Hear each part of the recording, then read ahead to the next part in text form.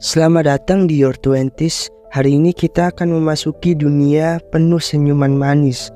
Di dalamnya terdapat orang-orang yang berbuat baik tapi berhati licik. Di permukaan doang baiknya, tapi sebenarnya nggak ada yang tahu hatinya kayak gimana.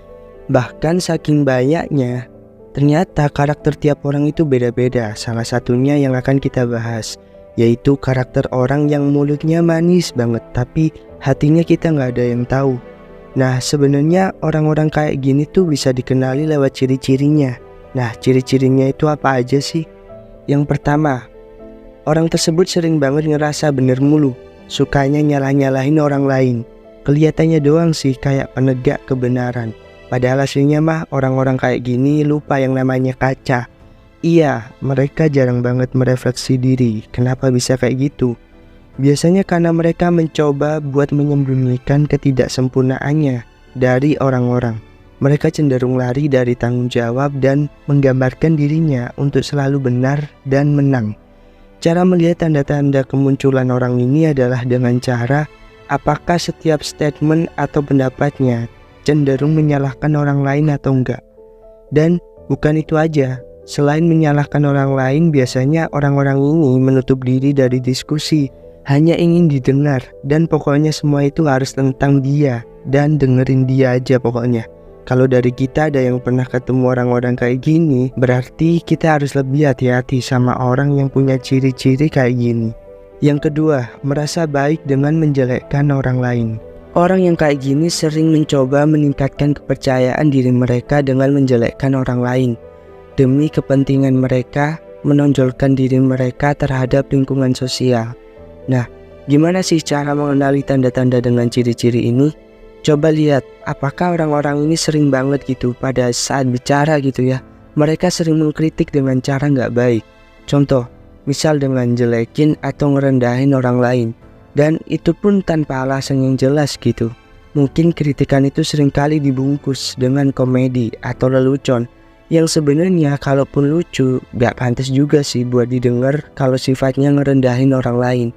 Kita perlu paham bahwa memuji atau mengkritik orang itu nggak perlu sambil jatuhin orang lain.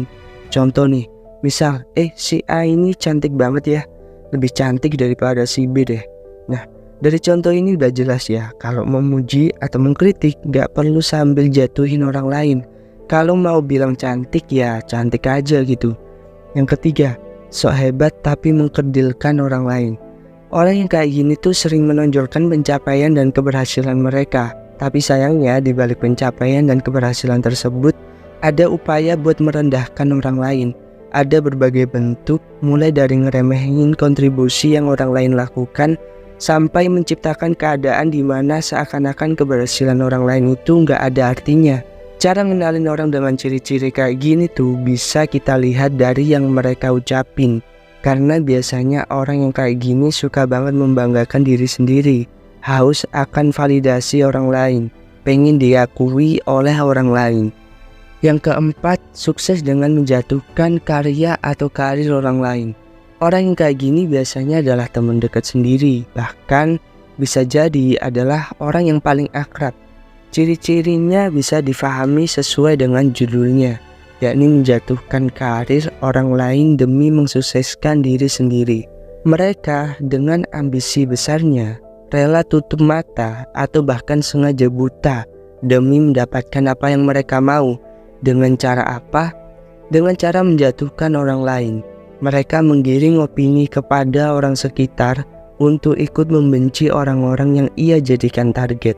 Padahal itu adalah agenda pribadinya, menjatuhkan orang lain demi mendapatkan kesuksesannya.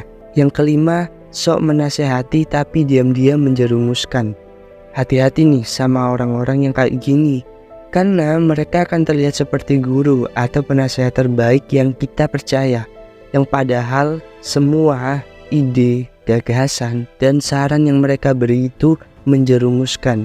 Nah, gimana sih cara mengenali tanda-tanda orang yang kayak gini? Coba perhatiin nasihat yang mereka berikan. Itu sesuai dengan kepentingan dirimu atau kepentingan bersama. Kalau iya berarti masih aman. Tapi kalau nasihatnya mengarah untuk ke kepentingan mereka, ini adalah ciri-ciri orangnya. Kalau kita nggak hati-hati, kita bisa terjebak ke kata-kata manis orang-orang kayak gini. Jadi alangkah baiknya ketika orang-orang gitu ya yang ngasih nasihat ke kita bener-bener pahami dulu, disaring dulu, jangan langsung diterima.